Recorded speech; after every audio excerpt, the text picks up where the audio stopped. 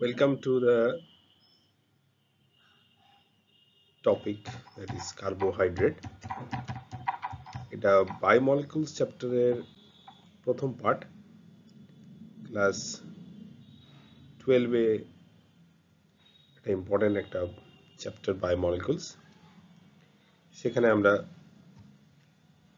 জানবো carbohydrate, protein, vitamin এবং nucleic acid সম্বন্ধে মেইনলি, এছাড়া হরমোন এবং এনজাইম সম্বন্ধেও কিছু ইনফরমেশন চ্যাপ্টারে পাওয়া যায়।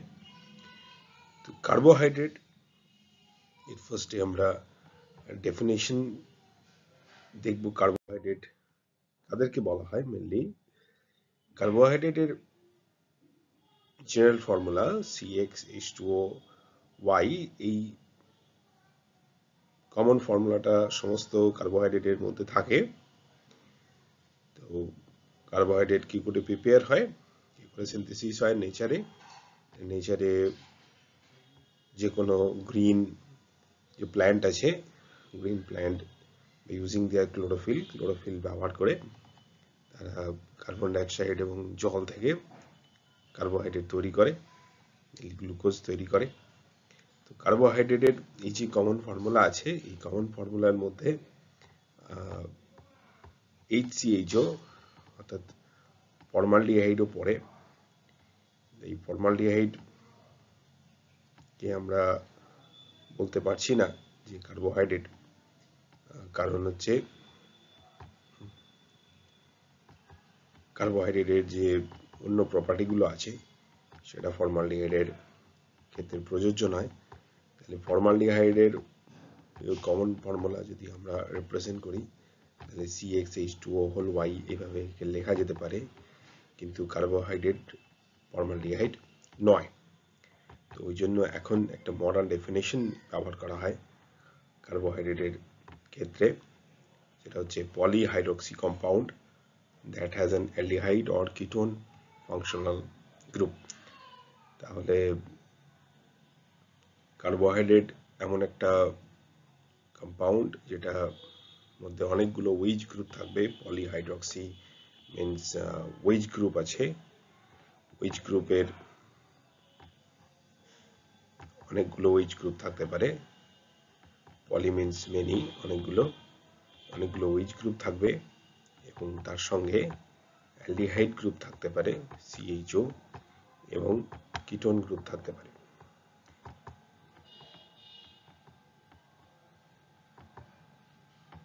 এবং এরা অপটিক্যালি অ্যাক্টিভ। সমস্ত কার্বোহাইড্রেট যারা আছে তারা অপটিক্যালি অ্যাক্টিভ, অর্থাৎ তাদের কাইরাল সেন্টার থাকবে।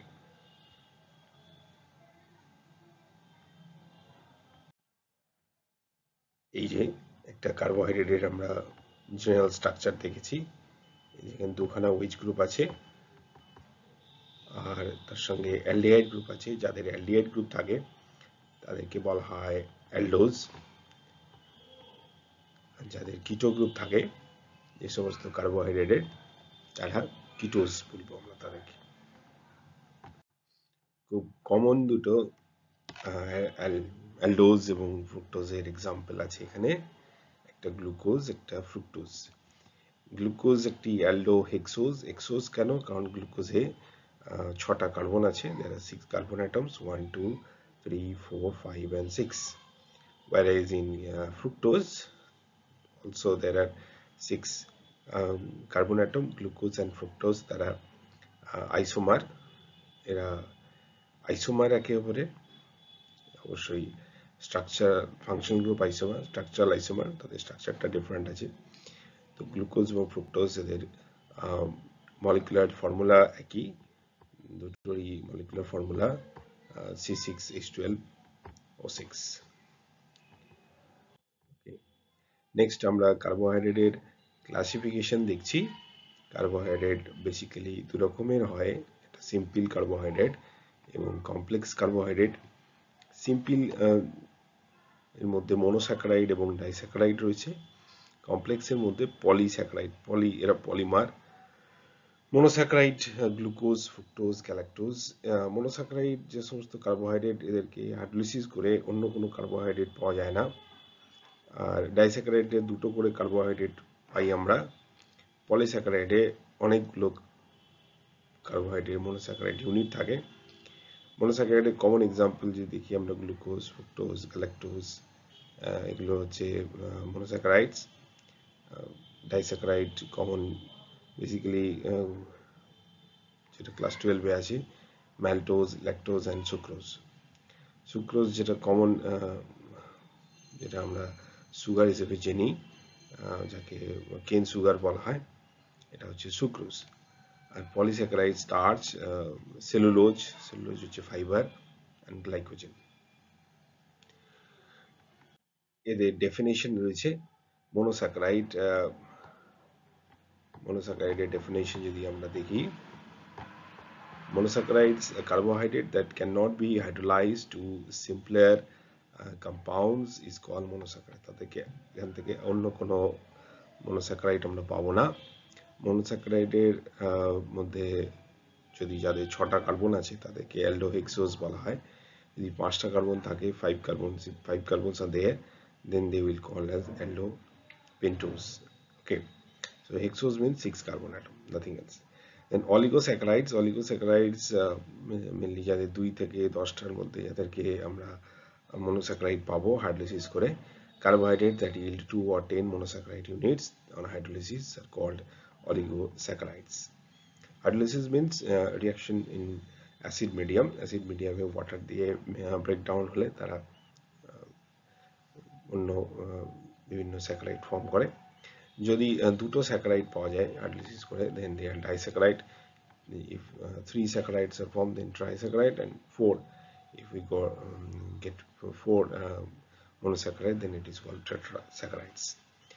Basically disaccharide is in the syllabus A disaccharide আছে।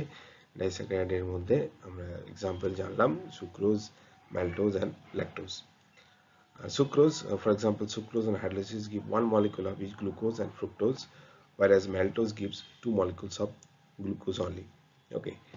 Polysaccharides are carbohydrate that can be hydrolyzed into many monosaccharide molecules. It's called a polysaccharide.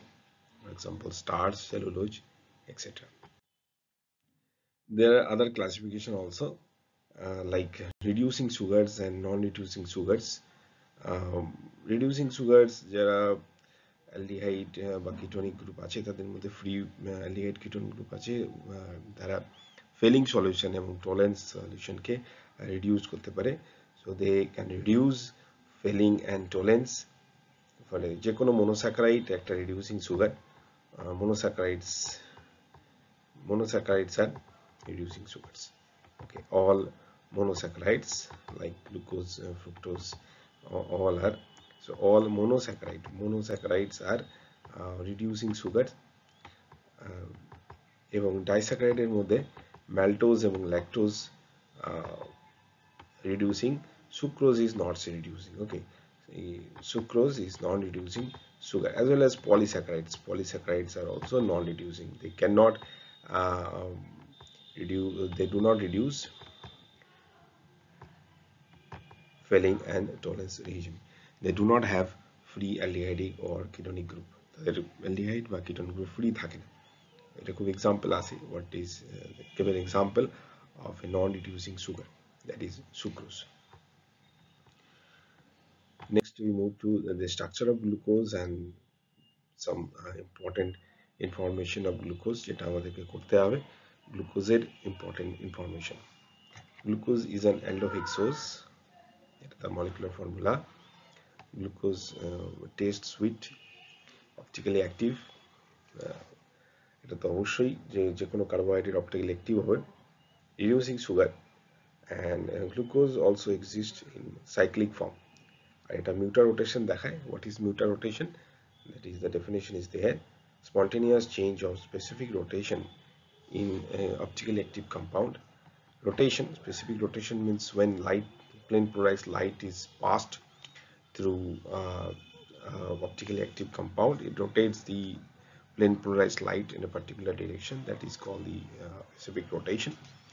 And for example, you can see that this is the open chain form of the glucose, and this is the cyclic form.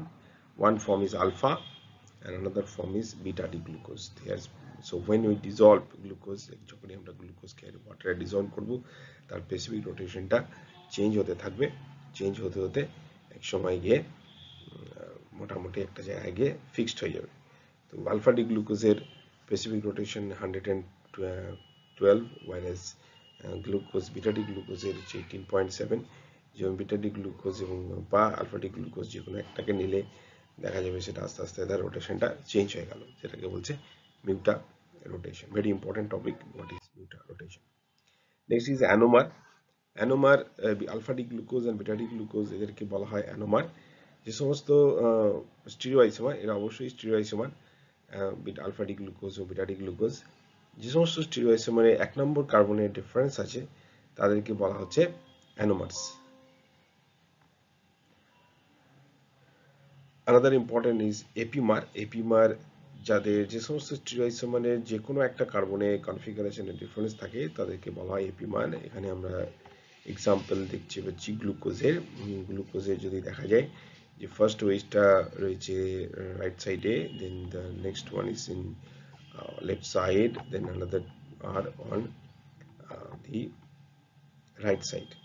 কিন্তু এখানে ম্যানোজের সঙ্গে গ্লুকোজের সবগুলো মিল আছে, first এরটা খালি difference আছে, first এরটা আলাদা, মানে হাইলাইট করা আছে। আর গ্যালাক্টোজের সঙ্গে এই 1 2 3 4 4 নাম্বার কার্বন 1 2 3 4 4 এরটা difference আছে, highlighted also there. So D-mannose are D-glucose and D-glucose, D-galactose, they are epimers. So epimers have diastomers that differs in the configuration about only one stereo center. যে কোনো একটা stereo সেন্টারে যদি তাদের configuration আলাদা থাকে তাদেরকে epimer.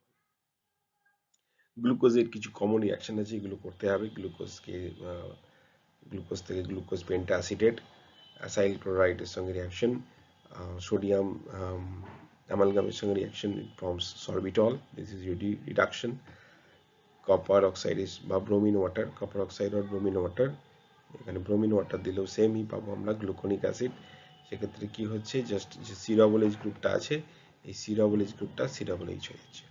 Name of the compound is gluconic acid. This is an oxidation reaction.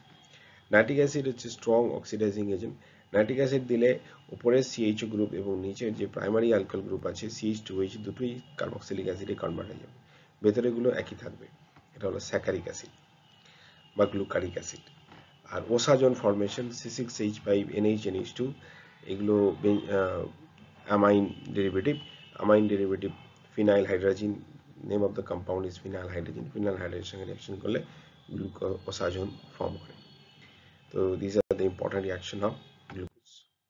Next disaccharide. Disaccharide আমাদের কি কি আছে পড়তে হচ্ছে, সুক্রোজ, ল্যাকটোজ আর ম্যালটোজ। এদের কনস্টিটুয়েন্টস গুলো কি কি দিয়ে এরা তৈরি। সুক্রোজ তৈরি হচ্ছে গ্লুকোজ ফ্রুক্টোজ দিয়ে, ল্যাকটোজ হচ্ছে গ্যালাক্টোজ গ্লুকোজ, আর ম্যালটোজ দুটো গ্লুকোজ ইউনিট। এদের স্ট্রাকচার করার কোনো দরকার নেই। পলিস্যাকারাইড। পলিস্যাকারাইডের মধ্যে আমাদের কাছে আছে স্টার্চ, সেলুলোজ আর গ্লাইকোজেন। স্টার্চের মধ্যে অ্যামাইলোজ এবং অ্যামাইলোপেকটিন, এই দুটো ইউনিট থাকে। অ্যামাইলোজ এবং অ্যামাইলোপেকটিন দুজনাই কিন্তু ডিগ্লুকোজেরই পলিমার। অ্যামাইলোজটা স্ট্রেট চেন পলিমার এবং অ্যামাইলোপেকটিন হচ্ছে ব্রাঞ্চ চেন। এই দুটো অ্যামাইলোজ এবং অ্যামাইলোপেকটিন আবার 1,6 লিঙ্কেজ দিয়ে কানেক্টেড থাকে। স্টার্চের ইউজ হচ্ছে, starch is stored food for plants. প্ল্যান্টের এগুলো স্টোরড ফুড, ভবিষ্যতের জন্য তারা খাবারগুলোকে সঞ্চয় করে রেখে দেয়।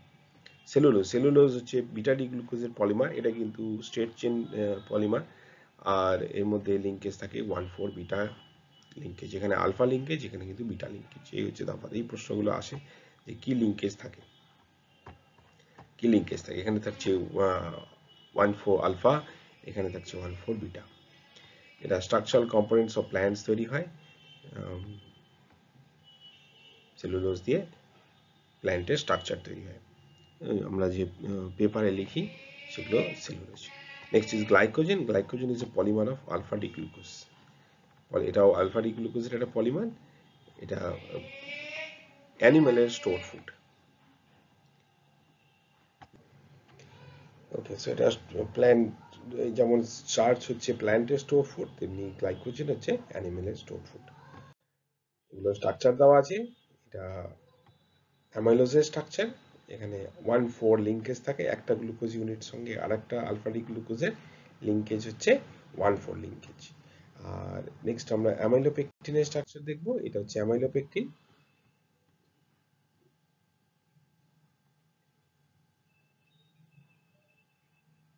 এখানে কিন্তু দুটো ব্রাঞ্চ চেনের মধ্যে 1,6 লিঙ্কেজ থাকে।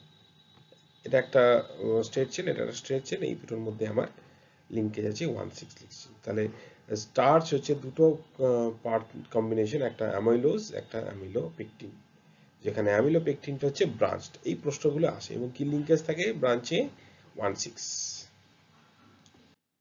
এটা সেলুলোজের স্ট্রাকচার, সেলুলোজ একটা স্ট্রেট চেন পলিমার, এখানে 1,4 লিঙ্কেজ থাকে।